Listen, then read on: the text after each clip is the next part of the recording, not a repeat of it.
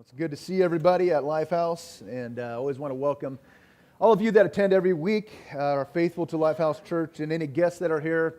It's good to have you here at Lifehouse Church as well. I hope that your experience is as well. I hope you feel at home, and love to have you become lifers as well.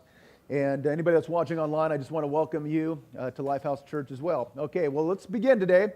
We are going to conclude this series that really we've looked at since March. We've kind of off and on, and it's this whole idea about the biblical feasts. And as we begin to look at the biblical feasts, and particularly this last one, if you're new here, we've been looking at this term feast, and it's the term Moedim, and it's a Hebrew term. And the word Moedim, when we talk about the biblical feast, you're actually talking about the biblical seasons or the timing that God has for doing things upon this earth. And the more that you understand about his Moedim or his patterns, the more you're going to understand his timing, how things are going to work in this world as the end times are coming. And God has certainly not left any of you here as orphans. He doesn't want you to be in blindness. He wants you to see and know and what he is about to do. And so the more we learn about these patterns or these Moedim, the more you're going to know about him. And as I said last week, I don't know about you, but that really should be the ultimate goal in your life, that every time you get ready to close it up for the day and go to bed, you should think to yourself, did I get to know God a little bit more? That really should be what you're looking for. Of course, Paul said that, Philippians 3:10, as we talked last week, he says that I may know him. Okay, after everything that happened in Paul's life, and he said, all the things that I've been given, he said, I count them absolutely as rubbish, okay, but at the end of the day, I just want to know you more. And that's what we're talking about here with the feast, is understanding God's pattern, understanding his flow, knowing what he did, knowing what he's doing now, and knowing what he's going to do in the future. Anybody want to know that? Anybody want to know the pattern, the flow of God? Well, I hope that you do, because that's what these things are talking about. Colossians 2:16, as we've looked at the last couple weeks, it says, regarding the festivals, and that's the term, the Moedim, or the seasons, or the new moon or the Sabbath, and there's shadow of things to come, but the substance is of Christ. So again, as we look at these feasts, these Moedim, these seasons, all right, that's listed in the Bible, they are shadow of things that's going to take place in the future. So if you can understand what the shadow is showing you, then you're going to understand that the substance, or the one that's going to fulfill these things in his first coming and his second coming, is, of course, the substance is Christ. Now, this next picture, just a quick review that you'll see here, is the biblical calendar. Of course, again, the biblical calendar has 12 months as well, just like our Gregorian calendar does. And there's 1 month that will be added, like we add a leap year. They add actually a whole month after so many times, so there might be an Adar 2 every once in a while added to that. But generally, there's 12 months of the year in the biblical calendar. The first month of the year, the spiritual calendar is Nisan. The first month of the year for the civil calendar is Tishri. But this is where we started at the beginning of the year. And these are the spring feasts. These are the feasts that were fulfilled by Jesus Christ. And again, if he is the Messiah, the one that saved you from your sin, then he has got to fulfill the law of the feast to every jot and every tittle. And we saw this back in March and April as we went into the traditional Easter season of what the traditional church would call it. But of course, the biblical term is Passover, unleavened bread, and first fruits. Jesus fulfilled all those to every jot, every tittle. All right? We moved on 50 days from there, and we looked at the Feast of Weeks, or Pentecost. Pentecost is when God brought down the law on Mount Sinai to Moses and to the Israelites. Then years later, we know that it's also the time that he brought the law down, or the Spirit down, not on tablets of stones, but upon the tablets of men's heart. And that's what took place at Pentecost. That's Jesus fulfilled that. That's when, of course, the church was born. Then we go through the summer months down to where we are today. All right, we're down in the month of Tishri right now. This is, of course, you can see the September, October time frame. This is when the fall feasts are taking place. The fall feasts now are going to be the timing of when Jesus Christ is going to return for the second time. So again, if you understand these feasts, you are not left out in the darkness, but you are given these feasts that they're rehearsals of things to come in the future, or shadow of things to come in the future. So we know pretty much precisely when Jesus is going to return to do his significant work, and that's what all these feasts are talking about. Now, last week we began talking about the last feast, which is the Feast of Tabernacles. And by the way, these 7 feasts, they're all pointing to this one very feast because this is a celebration of all celebrations that we're going to take a look at why here in just a minute. But let me catch you up here on the Feast of Tabernacles of what we started talking about last week. Leviticus 23, verse 33 says this, "Then the Lord spoke to Moses, saying, Speak to the children of Israel, saying, The 15th day of the 7th month shall be the Feast of the Tabernacles for 7 days to the Lord. You shall dwell in booths," or the term that we looked at last week was sukkahs, for 7 days. Now again, it's saying that on the 15th day of the 7th month. We are in the 7th month right now. Last week was the 15th day. Through the last month, we've looked at what was supposed to take place on the first day. That was the Feast of Trumpets. What's supposed to take place on the 10th day? That is the Feast of what am I trying to say here? I'll be okay. Day of Atonement, man, I'll be okay. Day of Atonement. And then, of course, the 15th day is talking about the Feast of Tabernacles here, that the Israelites here were commanded that, you know what, God says, you need to live in booths, okay? First service, somebody came up and said, you said they should live in booths, okay? I didn't say booths, all right? I said that you should live in booths, okay? Those are the sukkahs, okay, like the tents, all right, that they should live in. And why does God say you need to do this? Because He wanted them to remember forever the time where He brought them out of Egypt, and they were living in these tents, and God was living within their camp for 40 years out in this major desert where there was nothing out there, and God for 40 years provided for them and took care of them. And essentially this is a foreshadowing that, you know what, someday there is going to be a terrible thing that you're going to live in a land that's not producing that kind of thing, and I am going to come back someday, and I am going to live with you someday. I am going to tabernacle with you someday, and that's why I want you to celebrate this forever and ever, that it's a foreshadow of the things to come, that your God is coming back for every single one of you. Someday He's going to dwell or tabernacle right here, and we're going to look at today for 1,000 years, okay, and He's going to provide and He's going to bring the protection upon you. Okay, now as time went on, looking at this Feast of Tabernacles, as we looked at last week, there's really two main activities when we get into the Feast of Tabernacles. That is at this time of year. Matter of fact, last week in Israel, they were celebrating this. And what they would do is there was two activities. The first one is pouring out of the water. The priest would take that pitcher that he got the water of the pool of Shalom, and he would pour it out upon the coals, representing that the Messiah would come someday, and he would pour out the living water upon this earth. Okay, the second thing they would do is there was these big 75-foot columns, okay, that had this, they were called big candlesticks is what they were, but I mean they would have like a bonfire at the top. That's how big these things were. And this was the dedication to life, or the Feast of Lights, and they would light these things, and it would light up all of Jerusalem. Now, again, Jesus had to fulfill all these things in order to be the Messiah. So He comes back, and as we looked last week, and this is a review, as all these things were going on, that priest was about ready to pour over the coals, that water. Jesus stands up in the midst, and He gets everybody's attention. He said, you know what? I am that source of living water. And that was out of John chapter 7. And then a verse later, He comes back into the temple once again, and He looks at everybody and points to those lights, and He says, you know what? I am the light of the world. Again, fulfilling to every jot, every tittle, that He truly is the Messiah. And He had to do that, and He will have to do that in the future in order for Him to truly be the Messiah. Okay? Now, He's done this partially in His first coming, but now in the second coming, He's going to complete the rest of this whole thing. So again, this feast is not just foreshadowing His first coming, but again, it's giving you an understanding of what and when He is going to come for the second coming in order to fulfill the rest of the feast. Now, last week, this is where we left off. And I want to show you this chart here, which you're looking at here. And as you can see, this is the month of Tishri right here, the days 1 through 22. Now, of course, it keeps going, but the first 2 days is the Feast of Trumpets. Okay, it's a 2-day celebration. And what the Feast of Trumpets certainly could be referring to is the rapture of the church. Whatever the theory that you have of the rapture of the church is, that is going to be the timetable for that. Then the next 10 days, which is the 10 days of awe, or you could say in the middle of the Feast of Trumpets and the Day of Atonement, there are 7 days in the middle of this here, okay? And that represents possibly the 7-day tribulation. So again, all these things are pointing to the end days events, okay? That's happening right now in the time frame that we're living in. So in the future, during this time, okay, our month of October, this is when Jesus Christ is going to come back, and He's going to, again, bring His church into protection from the things to come. The rapture will the tribulation will begin to take place. And again, the Day of Atonement, which is the most holy day of the year, which is talking about His literal second coming, when the judgment is going to take place, when the gates of heaven are open. This is the day, the 10th day of Tishri, which was a couple weeks ago, that will take place. And then this past week, okay, you got the judgment here, and then you got the Feast of Tabernacles that we began to look at last week.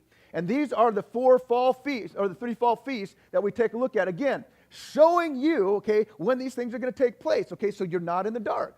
Now, the Feast of Tabernacles is symbolizing, after the second day, that there is going to be a time that Jesus is going to come back. Your Messiah is going to come back and tabernacle with you. That's why it's called the Feast of Tabernacles. He's going to come and he's going to dwell with you for 1,000 years. Now, let me just give you a little summary leading up to the events of this second coming in this millennial reign.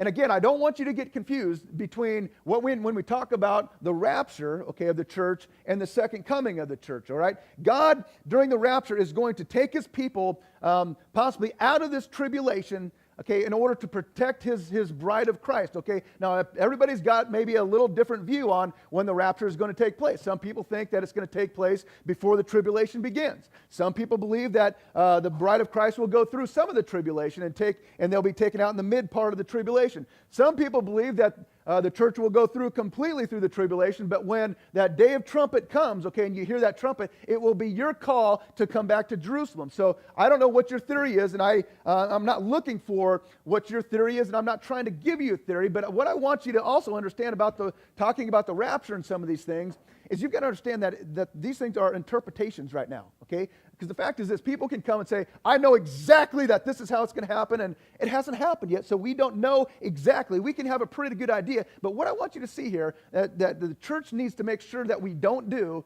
is get into arguments and fights concerning this. If you want to go to the next slide here, I have this diagram. It's called the absolute diagram. An absolute of Scripture is this. Stuff like Jesus Christ is the way, the truth, and the life. There's no other way to the Father except by Jesus Christ. If somebody comes to you and says, you know what, there's other ways to get to heaven, those there are fighting words, okay? Because those are in the realm of the absolutes, okay? There's no discussion about that.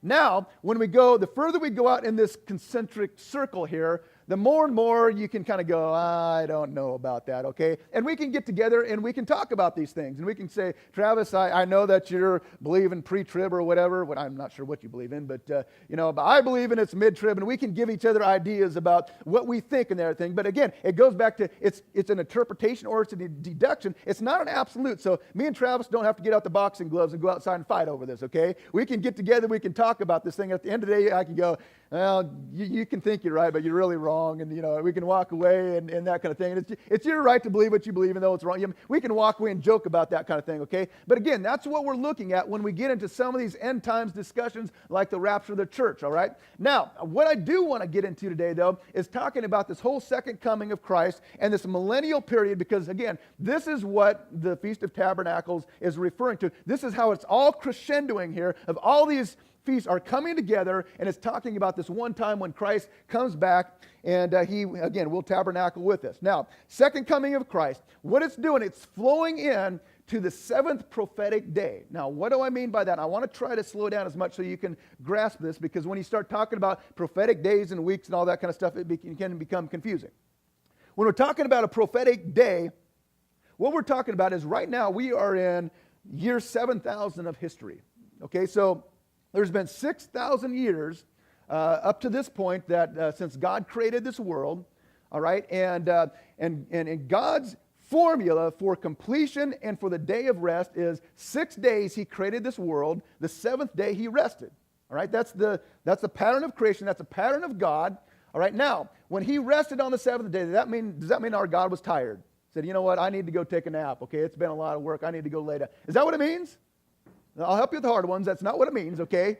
Our God does not need to rest. He does not need to lay down. What it means is He was completed, okay? He had completed everything. He didn't need to work anymore because everything was done. So it says, that's what it says, He rested. It means that He ceased from working, all right? We are to follow that same pattern in every way. Our Sabbath is supposed to be that same way. We are to work 6 days and we are to rest and do no work on the seventh day. We are to follow this pattern of rest. Prophetically, it's the same way, though, that there will be 6,000 years, okay, of hard work upon this earth. And right now, I don't know about you, but it can be hard work upon this earth. There is going to be a seventh thousandth year, okay, that is coming, that is going to be a year of rest. Now again, when we talk about the seventh prophetic day, the Bible says in 2 Peter 3:8, it says that a day is 1,000 years to the Lord. So again, we're talking about 1,000-year periods, not days. Okay, so again, you guys getting how this all comes together when we talk about prophetic days. It's talking about 1,000-year spans. So again, we got 6,000 years we've just been through. We are at the very tail end, or even starting to come into the 7,000th year, okay, of history, which will be a time of rest. And that, of course, when Jesus Christ will come back and reign 1,000 years. Okay, let me dig into this now. Revelation 20, verse 1. Now, stay with me. Okay, we're going to be reading a lot of Scripture. Is that okay if we read some Scripture today in church? Okay, you guys like the Bible? Okay. If you don't like the Bible, the door's right there. You can leave if you want. But if it's okay with you, we're going to read a little of the Bible today, okay? Revelation 20, verse 1. Hopefully everybody's okay with that. It says, "Then I saw an angel coming down from heaven, having the key to the bottomless pit and a great chain in his hand. And he laid hold of the dragon, the serpent of old, who is the devil and Satan. And he bound him for 1,000 years." And there's that 1,000-year period we talked about. Okay? "And he cast him into the bottomless pit, and he shut him up. Okay? And he set a seal on him, so that he should not deceive the nations no more till 1,000 years was finished." And then it says this, "But after these things, he must be released for a little while." So let me clear that up a little bit, okay? Satan will be released for a very, very short time, because there's a tribulation that's going to take place.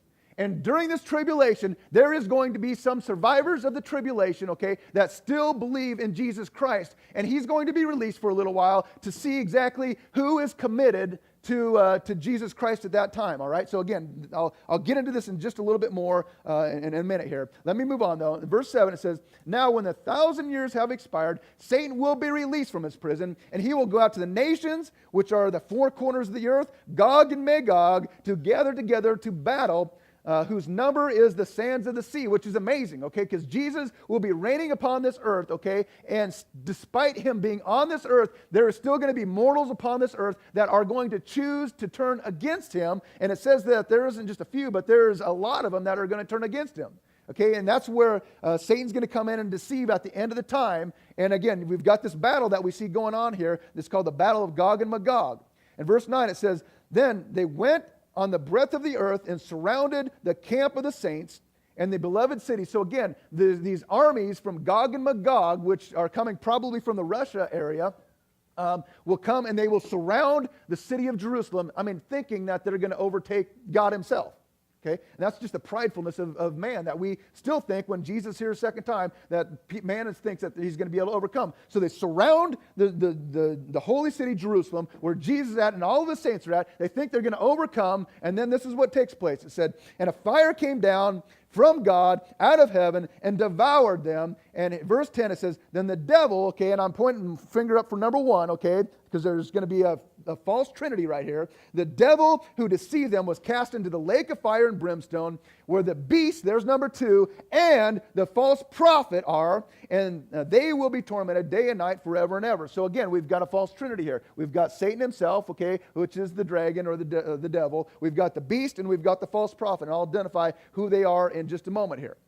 Now, in order for us to get through this tribulation, the 6,000th year that we're in right now, and get to this time where Jesus Christ is going to reign upon this earth, which is why this whole big celebration of the Feast of Tabernacles exists, because you're going to see in a minute that it is a time to celebrate. But in order to get to that, God is going to allow this world to go through tribulation. And today, as we look at our world today, we see signs of that tribulation starting to take place right now. Again, we are at the tail end of this 6,000 year of history right now, moving into this rest period. So we've got to be looking for this, and we see this about ready to take place. There is going to be some type of economic collapse that is going to take place that's going to move this world into needing a one world currency, a one world government. Okay, we see today the foreign markets, the American, the world markets essentially, and they are doing bad, aren't they? We got countries that are going bankrupt. We got America that seems like it's about ready to go bankrupt. We've got the dollar that is going down and down and down in value because we keep putting money into that. You know what? This is my interpretation. This is my feeling that I think we're about one major calamity from a whole economic world collapse. And I don't know what that's going to be, and it could be, there's been theories about this, that, somebody would be able to get a nuclear bomb in America and set it off in New York City or something like that. What could happen is the whole world economy would collapse at one moment if that would take place. And if the dollar collapses, okay, the whole world economy is going to go bad, and it's going to be very difficult for anybody to buy and sell that kind of thing until something else gets set up in place, okay? And that's going to be ushering in this whole one world currency controlled by a term that you've probably heard more and more about, this whole term called the New World Order, which is this one world government that will be led someday by the Antichrist. Now, the Antichrist will come in deceptively. He will come into view with some form of peace treaty that he will make, a 7-year peace treaty that he will make, which I believe, between the Jewish people and the Palestinian people. And again, as we look at current events today, and it's been this way all through history, but particularly today, there's a lot of hostility going on between the Jews and the Palestinians. Now, this is my theory on it, okay? And again, this is my theory, so I'm not calling it a biblical theory, all right? You can throw it away if you want. But I believe that this Antichrist is going to come someday, and he's going to make a treaty giving the Palestinians, making them a nation, or statehood. And that's what they've been going to try. This past month, they went to the UN trying to get statehood. Okay, sometime they are going to get statehood, and it's going to show you in just a minute that they are going to own part of Jerusalem, okay? And that's what I believe is the Antichrist is going to set them up as a statehood, and that they are going to have their capital around the East Jerusalem, which is the old city, which is the Temple Mount. Now, I think in a payoff or a handoff that's going to cause the Jews to accept this is I think that the Antichrist will set up something where they will share the Temple Mount. Okay, right now you got the Dome of the Rock on the Temple Mount. Okay, that's where the Jewish temple one day was, okay, before it was destroyed. Okay, and they want to set up this new temple. This new temple, they got the blueprints for it. They've got all the furniture for it, okay? It's my belief, but I think that somebody knows where the Ark of the Covenant is. And we're going to see in just a minute that it's going to show up, all right? But I think that what's going to happen is the Antichrist is going to make this deal saying, we'll give Palestinian their statehood that they've been looking for if they will allow the Jews, to share the Temple Mount, and then you can build your temple, build it right next to the Dome of the Rock if you want, so that you can start your sacrifices. Okay, and I'm looking at that going, that's probably a payoff that would probably work. Now, I believe that the Palestinians or somebody is going to, like I said, have control of East Jerusalem and the whole Temple Mount other than the Jewish people. And why do I believe that? Is because it's biblical. John, when he was taken up into heaven, God looked at him and says, I want you to go and I want you to measure the temple. And he's talking about the third temple that will be built. And he says, I want you to measure all the inner courts, but everything else I don't want you to measure because they're not controlled by my people. This is what it says in Revelation 11, 1 through 2. Now, follow me with this, okay? Because I've got to set up this tribulation for you to see this before we can get to the good stuff that you can celebrate of when Jesus is coming back.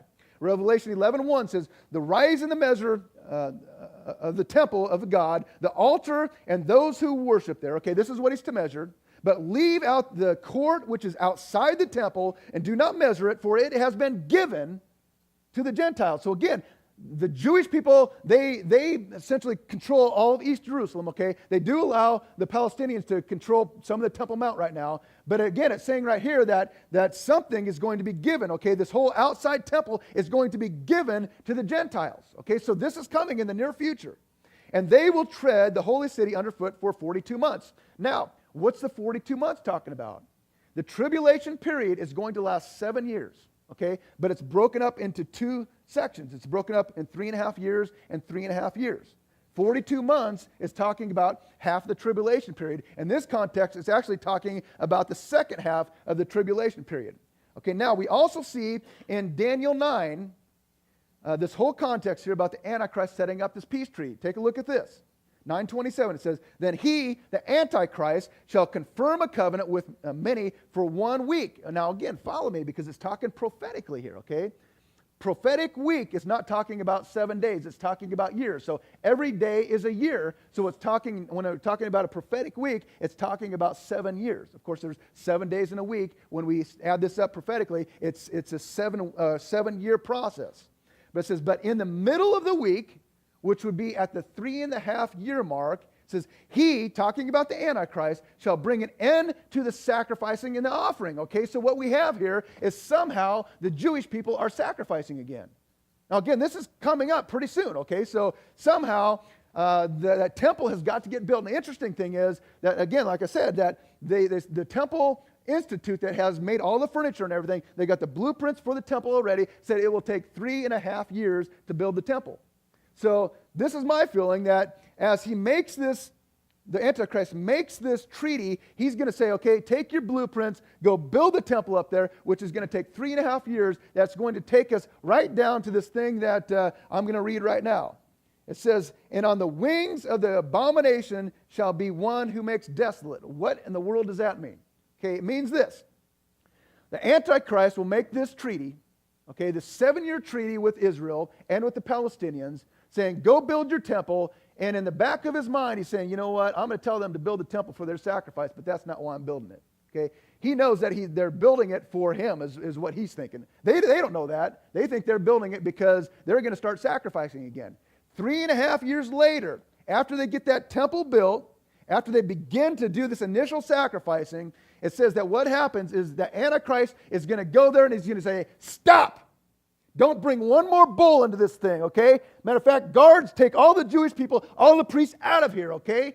And he's going to walk down, he's going to open that veil into the Holy of Holies, where that Ark of the Covenant, that again, I believe that some people probably know where it's at right now, because again, it's not too many years from now that this is going to take place, that is going to be sitting there, and he's going to go, and he's going to slither his way up on the Ark of the Covenant and sit on the mercy seat of God, and he's going to look at everybody and say, you know what? They think that their God is worth worshiping. They got to know something. I am God, okay? And he is going to sit on the throne of God, which is the mercy seat, and he is going to proclaim that he is God, okay? That is the abomination of desolation that's going to take place by the Antichrist at the 3.5-year mark of the tribulation. Now, at that point, okay, you've already had 3.5 years of the tribulation. Now you've got this great tribulation. That's the other 3.5 years. Okay, so you guys follow me on this. 7 years, half of it is 3.5, okay, which is tribulation, but it's not the great tribulation. The abomination of desecration takes place, and then the great tribulation starts. And this is what it says. If you are in Jerusalem at that time, when the abomination of desolation takes place, it says, you don't even look around. You just grab your shoes. Matter of fact, don't even grab your shoes. You just take out the door, and you run to the wilderness. Don't look around. Don't grab anybody. You just get out of town right now, okay, because terrible things are going to begin to take place at this time. Jesus was talking in Matthew 24:15 about this. This is what he said.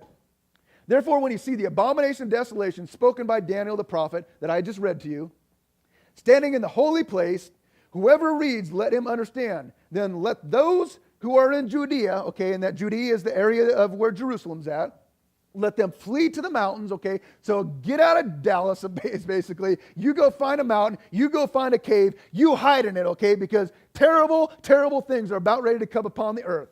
Verse 17, it says, let him who is on the housetop not go down and take anything out of his house, and let him who is in the field not go back and get his clothes. But woe to those who are pregnant and those who are nursing babies in those days. Verse 20, and pray that your flight may not be in winter on the Sabbath, for then there will be a great tribulation, such as has never been seen since the beginning of this world until this time, no, nor ever shall be. So again, there's something that's about ready to come upon this earth that is going to be worse than what has ever been seen upon this earth. You can take World War II, all the world wars together, combine them together, and God is saying that's a cakewalk compared to what's coming in the future when this great tribulation takes place. And it goes on and says, and unless those days were short, no flesh would be saved. Okay? So a lot of the population is going to die. Matter of fact, 2/3 of the population will probably be wiped out, which is exactly what the spirit of the Antichrist has already placed upon this world. Do you know that the kings of this world right now, okay, the economic gurus of this world right now have planned to try to figure out a way to eliminate this population down to 500 million people because we are using resources at such a quick rate? That's what they would like to do. In fact, I was just reading something this morning about it saying by, end of the century, okay, there will be, 15 billion people upon this earth. Right now there's around 7 billion. So it's tripling that fast. And if it triples that fast, the resources will just be gone. Okay, so again, the gurus, the population gurus, the kings of this world, they're looking, how do we eliminate this down to 500 million? Now, the Bible's talking about this right now, that during this tribulation time, that's what's going to happen. And it says right here that if the days weren't shortened, there would be nobody that would be saved. But it goes on and says, but for the elect's sake, those days will be shortened. Then if anyone says to you, look, here's the Christ, or there, do not believe it. So there is going to be great deception. Not only is there going to be calamity going on, but there's going to be deception going on. So again, the first 3.5 years of this whole thing that we are possibly going to be entering into, okay, is not going to be any cakewalk, okay? That's when, again, though, the economic markets are going to go bad. It's probably when the mark of the beast is going to come, that you'll have to have some type of chip or something in order to get into your accounts, that kind of thing. And again, that's probably right around the corner. And that is not going to be an easy thing, especially for a believer that says, I'm not taking that. Okay, and I'll show you one nation that's going to take it. The Jewish people are not going to take that mark, all right? However, that will be nothing in comparison to the last 3.5 years of this great tribulation. There'll be great deception, even for believers. There'll be plagues. There'll be starvation. There'll be war. There'll be brutality beyond brutality. Matter of fact, Zechariah 14 talks about this. And it says, behold, the day of the Lord is coming, and your spoil will be divided in your midst. For I will gather all the nations to battle against Jerusalem. The city shall be taken, the house rifled, and the women will be ravished. So there's going to be forces going through this area that are going to be raping women and all this kind of, this is the kind of thing that's going to be happening in the city. It says, half the city shall go into captivity, but the remnant of the people shall not be cut off from the city. So this is what's going on in the cities. I mean, this is a terrible, terrible, terrible time to be living on the face of this earth. Now, going on to the city is all this kind of stuff, but 50 miles north of Jerusalem, you've got this incredible battle that's being set up. All these forces are coming together, and there's a place up there called Megiddo, and Megiddo is a hilltop or a mountaintop that they used to offer sacrifices to Baal, okay, baby sacrifices to Baal. We were there in Israel this past year, and they still, the altar's still set up. Where you could see where they were doing infant sacrifices, human sacrifices, that kind of thing. Later on, the Romans took it over, and it became for one of their brigades where they would keep the horses and that kind of thing. But when you're there, you look over this enormous valley, and that is the valley of Armageddon, okay? And that's where all these forces will be coming down at the time of this great tribulation takes place, okay? Now, I came to church today that I'm giving such a peaceful message, all right? Again, we've got to get through this before I can get you the good stuff, all right? Because just about when it looks like there's no way that we're ever going to get out of this, that people are just running, going, I cannot stand being on this earth anymore. I mean, it's a living hell upon this earth. And about that time when they think, you know what, there's no way out of this, guess who shows up to fight this battle? The Lion of the tribe of Judah. Jesus Christ comes back, okay, with his army, and this is the context in Zechariah 14:3 as we continue. Okay, and this is where the story starts getting good. So if you're gloomy right now, okay, start to listen up, because this is where the celebration starts to begin. Verse 3 of Zechariah 14, it says, then the Lord will go forth and fight against the nations as he fights in the day of the battle, and in that day, his feet will stand on the Mount of Olives. Okay, now let me just give you context of the Mount of Olives for a minute. Okay, you've got the Temple Mount here. This is Mount Moriah here. Okay, coming down Mount Moriah, you have all of these graves, okay, that are Muslim graves coming down the Mount Moriah. You got the walls of Jerusalem here. All right, this is the eastern gate right here. This is where the Messiah is going to come in someday, where he rode in on that Palm Sabbath. That we know about, but there's all these Muslim graves now. You come down here, and in the bottom, this is the Kidron Valley, and all through there, Christians are buried down in the Kidron Valley, and then you go back up this thing, and this is where the Mount of Olives are, and on the Mount of Olives, all the Jewish people are buried there. So you got Muslims buried here, you got Christians buried here, you've got Jewish people buried here. Why? It's because everybody wants to be buried where the second resurrection is going to take place, where Jesus Christ is going to step down someday. Now, of course, the Jewish people don't believe in that he's the Messiah yet. They will someday. But Jesus Christ is going to place himself down on the Mount of Olives when he comes back, and that's where the second resurrection is going to take place. And that's what it's talking about here. On the Mount of Olives shall be, now look at this, it shall be split in two. So he comes down, he lands or whatever happens, okay, he stands on the Mount of Olives, and there is a major earthquake that takes place, and it says that the Mount of Olives is split open from the east to the west, making a very large valley. Half of the mountain shall be moved towards the north, half of it to the south, then you shall flee through the mountain valley. Okay, so he's giving a plan of escape here that you can run through when he stands on this. Now here's the interesting thing. You think the Bible, okay, is a great book to read. Let me tell you, it's not just a spiritual book to read, but it's a great geographical book to read, okay? When They say, when God says that there's going to be shaking or there's going to be a split, okay, there's got to be some type of fault line, right? I mean, you can't have an earthquake without a fault line, right? Is there a fault line that would happen to run through there? You know what? One of the most major faults in all of the world runs right through, you know where? The Mount of Olives, right where he's going to step. I think I got a picture up there of that. You can see where the Temple Mount is right there. You can see where the Mount of Olives is, where the Kidron Valley is, and there's that earthquake fault line that runs right through there. Matter of fact, there's not a lot of buildings built there that I'm told. As a matter of fact, I was doing some research on this, and I think it was Perry Stone said that he was talking to a corporation one time. He said that a Holiday Inn was going to be built in that very area, and they did a study on that, and the land is way too unstable that they would never build anything there because there's a fault line that runs right through there, right where Jesus Christ someday is going to stand on the Mount of Olives. That thing is going to shift, and the mountain's going to separate, and it's going to give people a way of escape right through there. Isn't that kind of cool?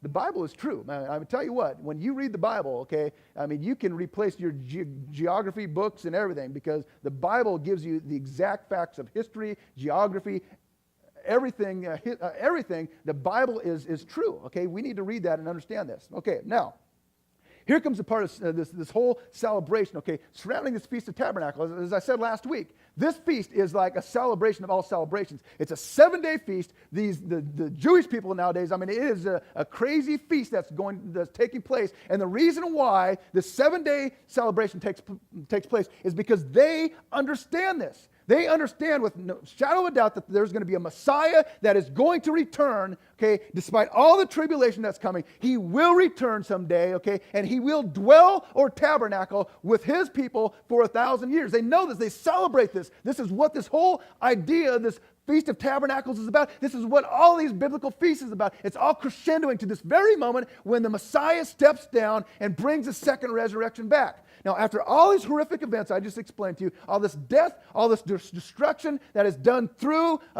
Satan, through the Antichrist, okay, everybody that's living on the world at this point will be looking for any solution. They'll be going, I cannot stand this anymore. There's too much pressure upon this earth. People will be freaking out saying, I just need to die. I need to get out of here, okay? They can't stand this. They need rest. And that is when the 7th prophetic day that I talked about before will begin. That 1,000 years that Jesus Christ will return, this millennial reign. He'll come back upon this earth, okay, just like he did with the Israelites when they were out in the wilderness, and he came back and he lived with them, he dwelt with them, he tabernacled with them for those 40 years, protecting and providing that someday your God, in the midst of this tribulation, is going to come back, and he's going to remove all that stuff, and he's going to give you 1,000 years of rest.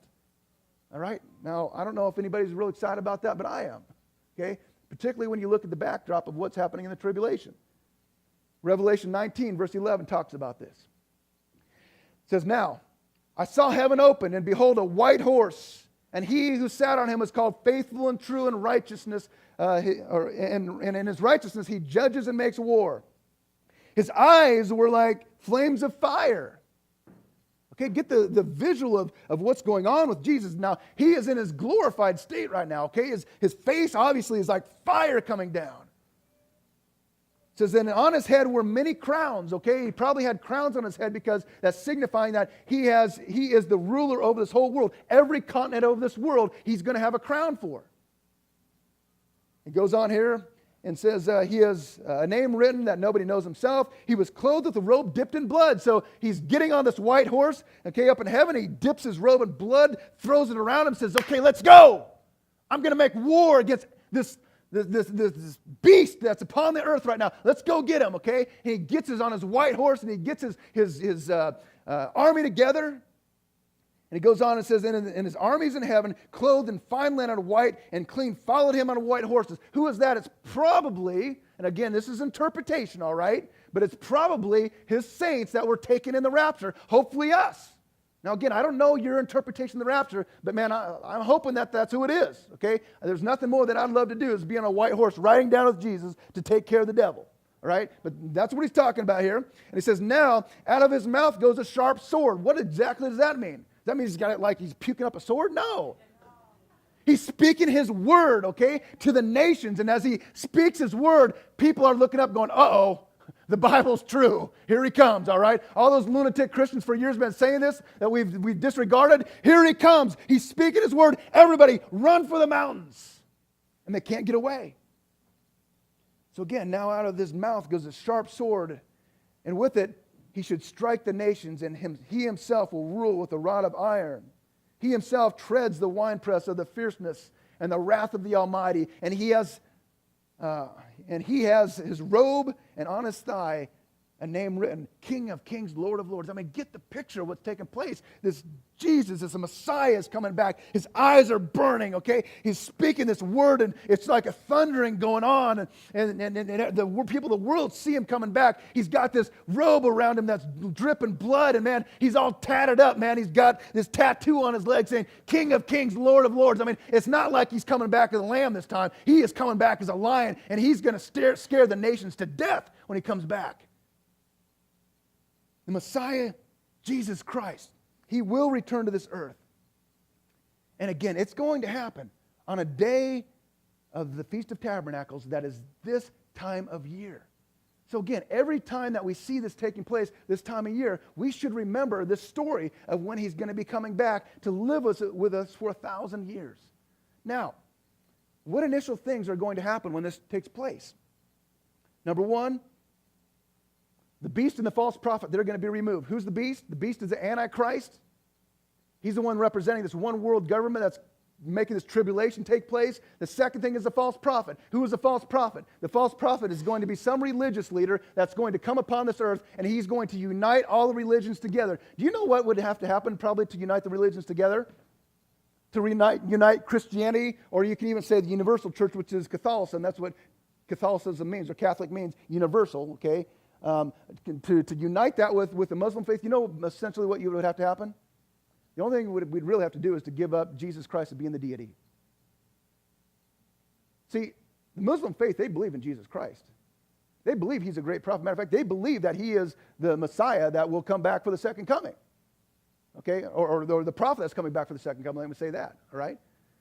So what we would have to, or what this false prophet would have to do would be to get people to believe that Jesus Christ really isn't God, and he would unite all these religions together. And I'll tell you what, in Christianity today, we're seeing more and more of that, which is just an insult to even the name Christianity, where a lot of people are starting to believe that, you know what, Jesus Christ, I don't know if he's the deity, okay? He was a great guy that brought morals and that kind of stuff, but it's becoming more and more in Christianity that people are going, I don't know if he's really the Son of God. That's starting to infiltrate with this world. But that's what this false prophet's going to do, is he's going to bring on this one world religion. But when he comes back, Jesus comes back, he's going to take the Antichrist, and he's going to take that false prophet, and he's going to throw them in the lake of fire. Second thing that's going to happen is there's going to be a separation of the wheat and the tares. Matthew 13:24 talks about this. There's going to be people during the tribulation that are going to take the mark of the beast. They are going to begin to be deceived and begin to serve the Antichrist. And those people are not going to be allowed to stay upon this earth during the Millennial Reign. Okay, they're going to be thrown in the lake of fire as well. Now, those that have survived the tribulation, that have faith that Yeshua, Jesus Christ, is the Messiah, they will remain on earth. And here's the thing that you're going to have to get this concept, okay? They're going to remain on earth, okay? These mortal bodies are going to remain on earth with the saints that have come back with resurrected bodies. Okay, I'll talk about that in just a second here. The third thing that's going to take place, and this is the reason to celebrate, is that Satan will be bound for 1,000 years. Revelation 20, once again, it says, Then I saw an angel coming down from heaven, having the key to the bottomless pit and a great chain in his hand. And he cast him into the bottomless pit, and he shut him up and set a seal on him. Now, they got to put a seal on him. Satan is a spirit being, so you can't chain him up physically, okay? So again, some type of seal is placed upon Satan so that he can't be removed. And what is the purpose for that? So that he should deceive the nations no more till 1,000 years were finished. So again, not only is Satan bound, but everything that goes with him is bound. So the principalities are bound, the powers are bound, the rulers of this wicked world are bound. All the evil enemies, this spiritual battle that you fight with every single day, whether you like it or not, all the spiritual forces that are against you to bring your destruction are going to be removed. Now again, this is the exciting part. Can you imagine a world to live in where there's no sickness, there's no temptation, okay? There's no disease, there's no depression, there's no fear, there's no hostility going on. Can you imagine living in a world like that? This is what the millennial reign is all about when Satan is bound. Now, let me just tell you in closing here in the next few minutes here what a few things about living in this life period is going to be like, okay? And again, these are from the best interpretations that I can give you with my studies. But again, they're interpretations, so if you've got a different interpretation, I'll be glad to talk to you about it. But from a biblical standpoint, this is what I see, and I've got biblical context to go with most of these things, and I don't have time to go through them all, as you can see from the time right now, but I'll be glad to give those to you down the road. But number one, question is this: who will be living on earth during this millennial reign? And again, as I said before, it's going to be the bride of Christ, those people that will come back in resurrected bodies. Now again, when the resurrection happens, okay, we can't live in these bodies that we have right now because they're going to be gone. They're either going to be of dust of this earth, or they're going to be gone. So you're going to come back in some resurrected body, but there's still going to be people on this earth that survive the tribulation. Okay, there's going to be mortal bodies. Now, our resurrected bodies will last 1,000 years, but the mortal bodies will live still human lives like what they do now, and they will be the ones to repopulate the earth during the millennial period, and their offspring, okay, even though their parents believed in Jesus Christ, their offspring will be the ones that will still have the ability, okay, to rebel against Jesus Christ, okay? Because again, they will still have iniquity within them. Even though there's no tempter on this earth, they will still have the iniquity, the weakness within them, okay? Because again, they never went through the resurrection. So again, this is why Satan will be released at the end of the 1,000-year period in order to test those mortals to see if they really are truly loyal to serving Jesus Christ for eternity. Now, those with resurrected bodies, I hope it's every single one of us. What exactly is a resurrected body going to be like in the millennial period? You guys ever thought about that? Probably not. Okay, only weird people like me think about this. All right. What is your body going to be like when we come back upon this earth? And again, as we think about this and we study this, there's only a few references about what a resurrected body looks like. And the best example is what was Jesus like when he was resurrected. Not glorified, okay? Glorified is a whole different thing. That's when you can't even see the face of Christ because it's burning bright. But what was his resurrected body like when he came back, again, after he was resurrected, and he walked upon this earth for 40 or so days? What was it like? Time travel, okay, is a little different, isn't it? Okay? Somehow, he was able to walk through walls. He was able to appear and disappear, okay? Now, I've read comments about how that all works, and they're talking about, oh, your protons and electrons and neutrons and all that stuff, and I'm going, yeah, whatever, you don't have a clue, you're just making this all up. But I don't think we really know, but that's what happened to Jesus. I mean, he was walking through walls and everything, but was he a ghost? He wasn't a ghost, was he? You could touch him, feel him, you could hug him, you could sit down with him, and you could eat meals with him. That means, man, my resurrected body, I'm going to be eating Haagen-Dazs ice cream all the time, man. Okay, we can still eat. You can find your loved ones and you can hug them, you can hold them, you can live with them, you can have a relationship with them. Man, what's the resurrected body going to look like? I tell you what, I don't want my resurrected body to look like this, all right? Man, I play a half a game of softball and I'm blowing out my legs and everything. Man, I'm going to look at God and say, I don't want to have this body, okay? All right, I want to have, Travis Brown, I want to have more of a young body like his, man. He can play a whole game and play good, I want to hit the baseball like Spencer Ostrander, I want to be able to hit him out all the time. I want to have wheels on me like Logan Luco, man. He can run. He steals one base and he just might as well run home because he's so fast, man. I am going to. You look at me now, guys. You're going to eat your heart out when I get my resurrected body. Okay, all right. I don't know about you guys, but it's not going to be this thing. Okay, this 42-year-old body. Okay, I am going to be one good-looking image. Okay. You guys can have whatever you want, but I'm going to talk to God about that. I don't know what he's going to give me, but who knows what this resurrected body is going to look like, but it's going to be new and improved from what it is today.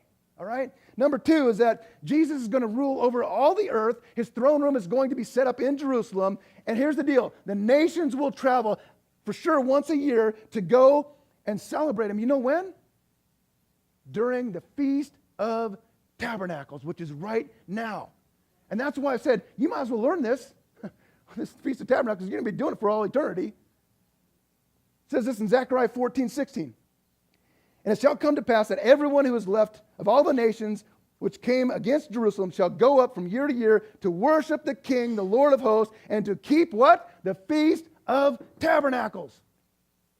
So if you're a believer in this place, all right, get the picture. You might as well figure this thing out because, again, you're going to be going to Jerusalem every year, and you're going to be celebrating the Feast of Tabernacles. Okay? Number 3. Jesus will explain all things, and for a Bible teacher, I can't wait, okay? There's going to be no reason anymore to debate theology. There's going to be no reason anymore that I'm going to have to stand in front of you and explain the feast anymore. Jesus will explain everything to you. He will give the absolute truth to everybody. That's what Isaiah 11:9 says. And here's a crazy thought. Even though he's giving the absolute truth to everybody, many of the mortals that are living on this earth are still going to resist Christ, disobey him, and that is what's going to lead to this final battle at the end of the millennium. It's called the Battle of Gog and Magog, all right? And that's found in Revelation chapter 20. And what's going to happen is, again, probably coming from Russia or somewhere over there, that's where Gog and Magog is, okay, will come and they will want to take over Jesus Christ, okay? They'll say, let's get rid of this God. They will surround the city of Jerusalem, okay, wanting to take over. And it says that they will be consumed from a fire of heaven. Satan will be thrown into the lake of fire. And at that time, okay, will be the end of the millennium.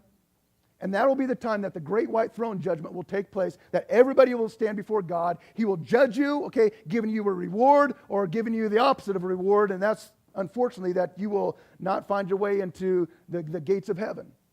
And at that point, that is when the New Jerusalem is going to come down upon this earth, okay, and you will reign for eternity upon this earth. Now, that's a new thought to some people, because some people think that heaven is floating on clouds with little Cupid wings and all that kind of stuff, all right? That is not what heaven is about. Heaven is going to be a very real place like what we are right now. It's not going to be foreign to you. In fact, one of these days I'll do my heaven series again. And it's just amazing when you study heaven and find out what it's really about. It's not a foreign place. It's right here on this earth, except it's going to be glorified, all right? Number 4, what happens during the millennial period when Jesus comes back? The tempter Satan will be bound. Our resurrected bodies, the iniquity will be lifted. We won't have that fleshly nature any longer, so we won't be tempted by evil. And here's the good news, okay, that you will live in universal peace. There will be no conflict with anybody anymore. We won't be fighting about goofy things anymore or anything like that. Matter of fact, it goes on here in Isaiah 2:4, and it says, they shall beat their swords into the plowshares. What's that mean? Those things that we usually use right now to kill people with? We're going to remold those things, and we'll just be out in the field using them to plow the fields up, okay, for produce and that kind of thing. It goes on here. It says, and their spears will be into pruning hooks. Nations shall not lift up the sword against nations, neither shall they learn war anymore. Can you imagine a world, okay, without weapons for killing people and protecting people, okay? The whole idea of having concealed weapons and that kind of thing won't be needed anymore, all right? People will be walking in peace. People will be walking in prosperity. And they're converting. This is what your conversation is going to be about. How good God is. Does this sound like a good picture to you? Hello? I mean, to me, I'm looking at this going, wow, I don't have any more conflict with people. Man, that's what seems like my life anymore, okay? I don't have to have that anymore. Number 5 is people, you will walk in great prosperity. And you know why? Because you won't have to spend, or the nations won't have to spend money any longer on health care. They won't have to spend money on military. They won't have to spend money on insurance. They don't have to spend money on fleshly desires. Can you imagine how much money you would have in your pocket, Mark, without spending money on health? I mean, you'd have to redo David Ramsey thing, right? Okay? Not spending money on health care and insurance and military stuff. There is going to be money everywhere, okay? People are probably going to be very wealthy, okay, when this takes place. And by the way, we see President Obama trying to pass a jobs bill right now, and it doesn't seem like it's working real well, is it? Hello? Jesus is going to come back, and he's going to pass his own jobs bill, and it's going to work. There will be zero unemployment. By the way, you will be working during this time. You will be working in heaven as well. But here's the cool thing about it. You'll love what you do. You'll love what you do. Everybody will work. Everybody will walk around prosperous. Number 6, you're talking about taxes, that kind of thing. You know the only required portion that you're going to be required to give is not going to be paying a bunch of taxes and stuff to the government and everything. The only thing that you're going to be required to do is the same system that was set up from the beginning, that you need to bring Jesus, his portion back to him, which is called a tithe.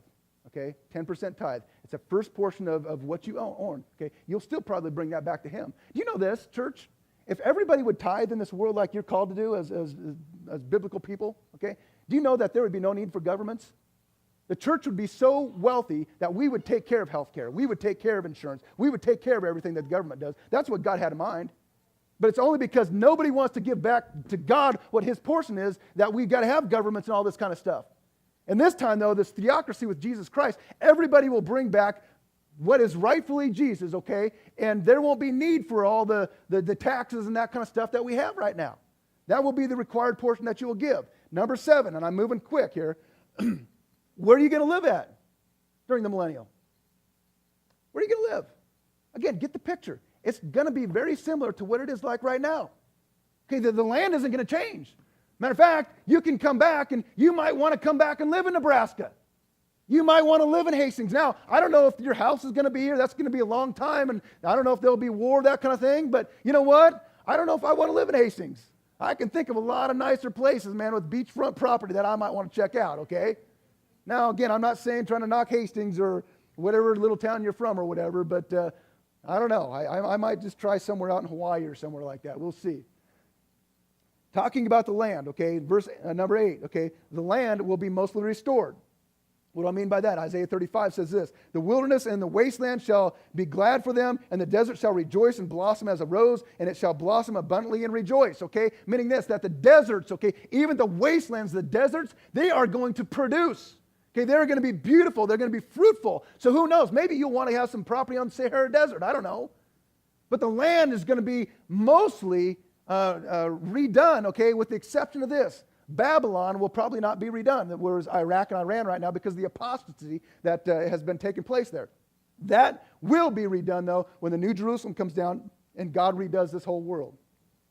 Number 9, okay, there'll be plenty of rain and vegetation, or plenty of rain and water for the vegetation of the crops. Take a look at this. Verse 16 of Zechariah 14 says, and it shall come to pass that everyone who is left with all the nations which came against Jerusalem shall go up from year to year and worship the King, the Lord of hosts, and keep the Feast of Tabernacles. I read that just a minute ago, but it says in verse 17, and it shall be that whichever of the families of the earth do not come up to Jerusalem to worship the King, the Lord of hosts, on them there will be no rain. So again, if you don't come and do the tabernacle thing, all right, God's just saying, okay, you won't have any rain. But those people that come and worship him and truly serve Jesus Christ, he says, I am going to bless you with rain, that your crops are going to produce, all right? And probably all the farmers are here saying amen, all right? Matter of fact, everybody here needs to be saying amen, all right, around Nebraska, because we depend so much upon what takes place with the farmers. And the last thing that I want to tell you, okay, and this is kind of a fun thing, is that there's going to be changes in the animal kingdom, all right? Isaiah 11:6-9 says, the wolf also shall dwell with the lamb, and the leopard shall lie down with the young goats, and the calf, and the young lions, and the fatlings together, and all the little children will lead them. And the cow and the bear shall graze, and the young ones shall lie down together, and the lion shall eat straw like an ox. And look at this, it says, and nursing child shall play by the cobra hole, and the weaned child shall put his hand down in the viper's den. Okay, and I don't care if it's a millennial reign, I'm not sticking my hand down the viper's den, all right? But anyway, it says, they shall not be hurt and destroy in all my holy mountain. And I've got one question to ask you. What kind of pet are you going to have in the millennium? Are you going to have a little chihuahua running around? Or are you going to have a big lion walking through your house, all right? A big polar bear walking through your house, okay? And as I was thinking about that, going, what am I going to take? I'm thinking, you know what? I'm not going to have anything. I'll just come visit you because I don't want to clean up the potty, all right? So you guys have all your big animals, that kind of stuff. I'll come over and pet them and hug them and everything, and I'll just let you take care of them. Anyway, I could go on and on and on, and it's getting late, and you're thinking, please don't go on and on and on. But here the deal is, okay, does this sound like a pretty good life in the millennial period? Does this sound like a reason to sit back and rejoice thinking he is going to come someday very, very soon? And let me ask you this. If I could talk to God right now and he said, Brett, you find out what Lifehouse Church wants, when they want to start this millennial period, okay? And they could start it right after church if they wanted to. Would that be your choice? Would you say, Brett, talk to God and tell him to start it? Unfortunately, God doesn't listen to my timetable, okay? He looks at me usually and says, yeah, that's a good idea, you know? But if you could choose to start living in that world right now, would you do it? You bet you would, okay? This is what the celebration is all about. The Feast of Tabernacles, it's going to be at this time of year when Jesus Christ returns for that 1,000-day prophetic day of rest that follows the same pattern of creation. All of the 7 feasts that we've looked at Okay, and I'm trying to complete it today. That's why we're running a little bit long. But all the 7 feasts that we've looked at this whole year is pointing to this one pinnacle right here. That our Messiah, Jesus Christ, and the anticipation of that whole thing, that he is going to come back and he is going to dwell with us someday forever and ever and ever. That's what the whole celebration is about. That's what all these feasts point to. And if you don't take a look at these feasts, you're not going to see this, and there's not going to be this joy and celebration inside of you that he is coming back someday. I mean, guys, are you excited about this, or is it just me? I'm a little bit excited about this. I can't wait till this takes place, all right? Let's stand up and pray, and we're going to have the worship team come down and just play us a song so we can just praise him one more time and just thank him that he is coming back. Let's bow our heads.